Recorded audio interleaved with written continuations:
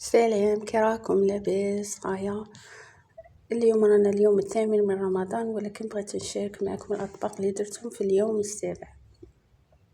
إذا هنا كان عندي يوم شوية شارجي، فبغيت ندير مينو خفيف. بديت بهادو لي باغكيت ولا لي طارتوليت هكا، عمرتهم بهذا الحشو. فيه بصلة مبشورة قليتها، زدت عليها بيضاشي ولا فرماج تاع البيدو، وهنا راني نزين من الفوق بالفرماج راب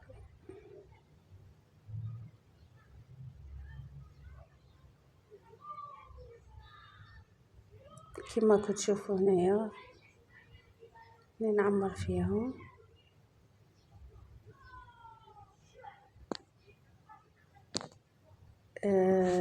رمضان يجي بالخف ويروح بالخف. صافي اليوم رانا ديجا سيمانه كمية، يعني راه يجري جري.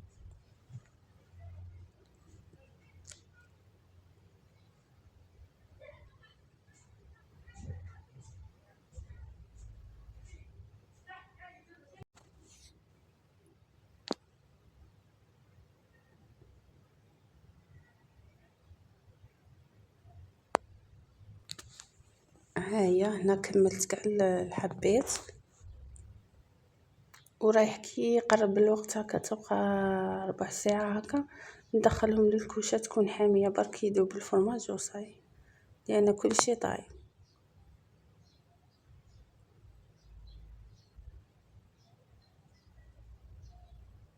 ومن بعد زينيهم الفوق بالوريقات معدنوس ولا بالزيتون. هنايا كنت نحضر في السلطة هكا، بغيت نوريكم كي زينتها اليوم.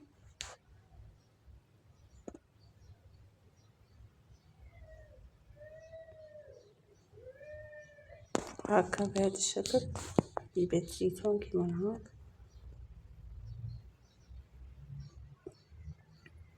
وهذيك التخطاط تاع المايونيز تاع كل يوم.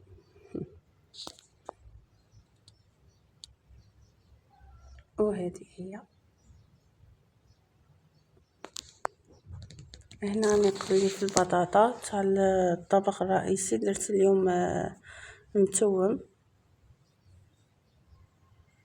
وهنايا راني بعد لي حمرتهم في الكوشه تشوفوا بالفرماج.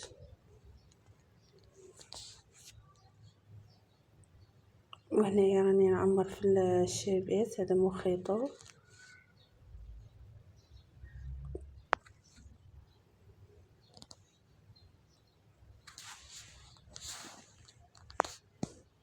وهذا هو الشكل النهائي تاع الطابلة تاعنا. درت اطباق سهله وبسيطه، ان شاء الله تعجبكم.